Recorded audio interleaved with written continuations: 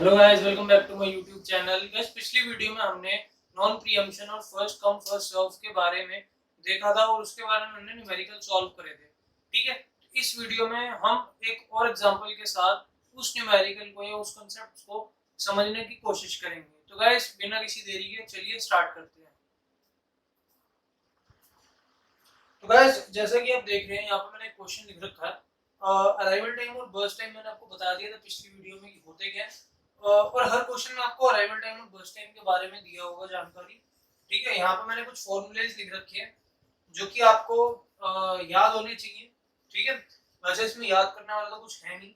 इसका पूरा कॉन्सेप्ट मैंने इससे पिछली वीडियो में, जब मैंने आपको बताया पैरामीटर्स ऑफ सीपीयू शेड्यूलिंग, वो वाली वीडियो में मैंने आपको इसका सारा कॉन्सेप्ट बता दिया। तो इसको रटने की कोई जरूरत नहीं है, आप वो वाली वीडियो देखोगे तो आपको समझ आ जाएगा। ठीक है, तो ये फॉर्मूलेज हो गए और ये हमारा टेबल हो गया। बेसिकली हमने completion time, turn around time, waiting time and response time find करना है। ठीक है, और non preemption first come first serve में हमारा जो रिस्पांस टाइम होता है वही हमारा वेटिंग टाइम होता है, या जो हमारा वेटिंग टाइम होता है वही हमारा रिस्पांस टाइम होता है। तो इसमें आपको रिस्पांस टाइम निकालने की जरूरत नहीं है, जो आपका वेटिंग टाइम होगा वही आपका रिस्पांस टाइम होगा। ठीक है, तो सबसे पहले हम क्या करेंगे, गैंट चार्ट बनाएंगे। ठीक है, तो गैंट चार्ट में यहाँ पे बना देता हूँ।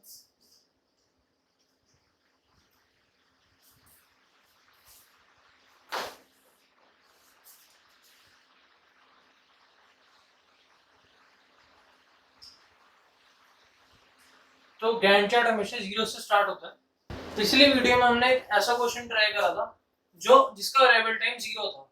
ठीक है, लेकिन इस क्वेश्चन में हमारे पास अराइवल टाइम पे एक बार भी 0 नहीं है।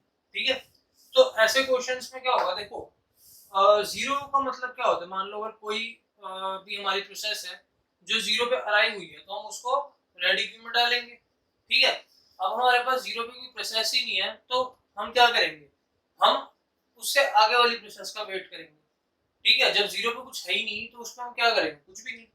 ठीक है, तो 0 हो गया, ये 0 पे यहाँ पे देखा हमने कुछ भी नहीं मिला। अब हमने देखा 0 के बाद कौन सी ऐसी वैल्यू है जिसपे कोई प्रोसेस है, तो यहाँ पे हमें दिख रहा है, यहाँ पे 1 है।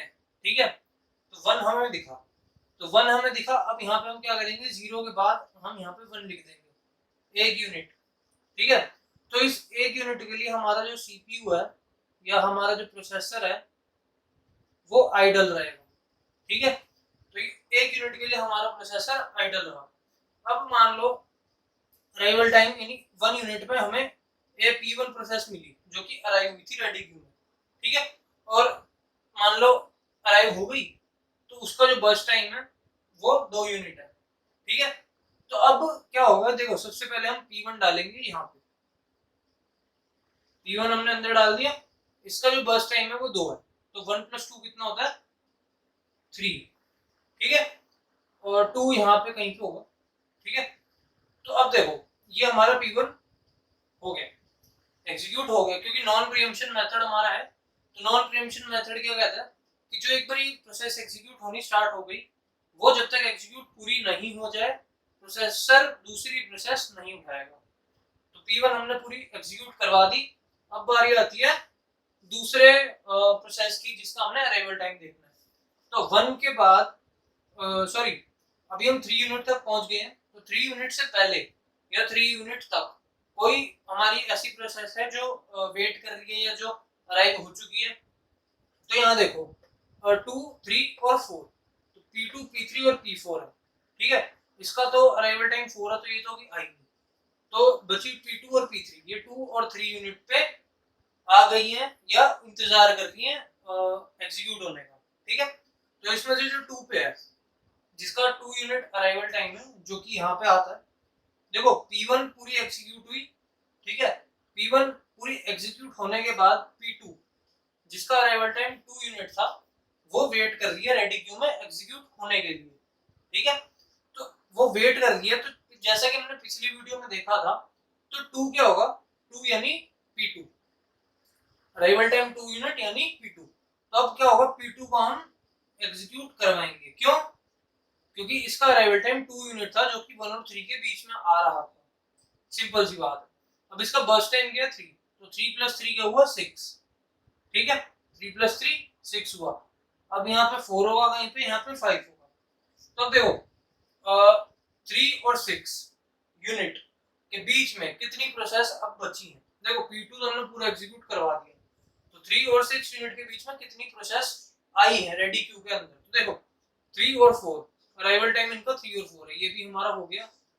अब P3 और P4 प्रोसेस बची है, तो अब P3 3 यूनिट पे आई, ठीक है 3 यूनिट पे P3 आई। तो अब इसके बाद कौन सी हमारी होगी, P3 एग्जीक्यूट होगी, जो कि आएगा 6 + 4 10। अब यहाँ पे मैंने P3 क्यों डाला, क्यों, क्योंकि 3 यूनिट इसका अराइवल टाइम था, जबकि यहाँ पे P2 जब खत्म हुआ तो वो 6 यूनिट पे खत्म हुआ। तो सबसे ज्यादा वेट कौन कर रहा था, P3। तो P3 पहले रेडी क्यू में आई थी P4 से, तो इसलिए यहाँ पे मैंने P3 डाला, ठीक है। अब P3 के बाद बस हमारी एक ही प्रोसेस बची है P4, तो यहाँ पे हम P4 डाल देंगे। P4 डाला तो 10 + 5 15, ठीक है। तो एक बार दोबारा से देख लेते हैं। P1 आई 1 पे, ठीक है, जिसका बर्स्ट टाइम 2 था, तो 1 + 2 3, ठीक है।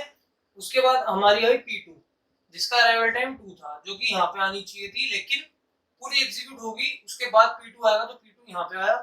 अब इसका बर्स्ट टाइम था 3, तो 3 + 3 6।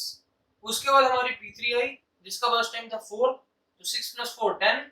उसके बाद हमारी आई P4 जिसका बर्स्ट टाइम था 5, तो 10 + 5 15। तो ये हमारा गैंट चार्ट पूरा बन गया है, हमारा गैंट चार्ट पूरा बन गया। उसके बाद हम टेबल भरते हैं।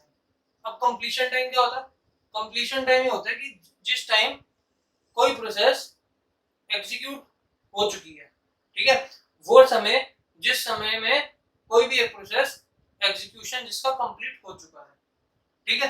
तो P1 का कब हुआ 3 यूनिट पे, P2 का कब हुआ 6 यूनिट पे, P3 का कब हुआ 10 यूनिट पे, और P4 का कब हुआ 15 यूनिट पे, ठीक है क्लियर।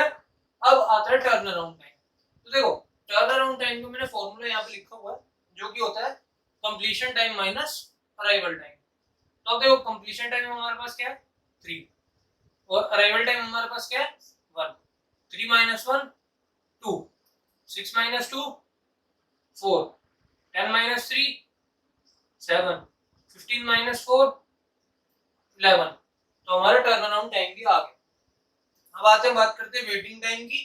तो वेटिंग टाइम हमारा आता है turn around time minus burst time. तो टर्न अराउंड टाइम हमारा ये है, बर्स्ट टाइम हमारा ये है।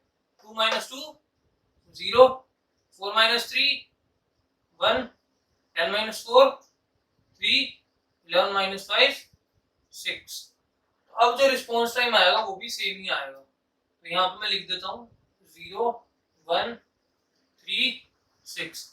अब ये कैसे है ये भी मैं आपको बता देता हूँ। वैसे मैंने पिछली वीडियो में बता दिया था कि सीपीयू को कोई भी प्रोसेस पहली बार ही मिले उसको किससे माइनस करना है, अराइवल टाइम से, ठीक है। तो अब सीपीयू, अब मान लो पहली P1 है, P1 को पहला कब मिला 1 पे, ठीक है, 1 - 1 0, ठीक है। उसके बाद P2 को कब मिला 3 पे, तो 3 - 2 1, ठीक है। उसके बाद कब मिला P3 को 6 पे, तो 6 - 3 3। उसके बाद P4 को कब मिला 10 पे, तो 10 - 4 6।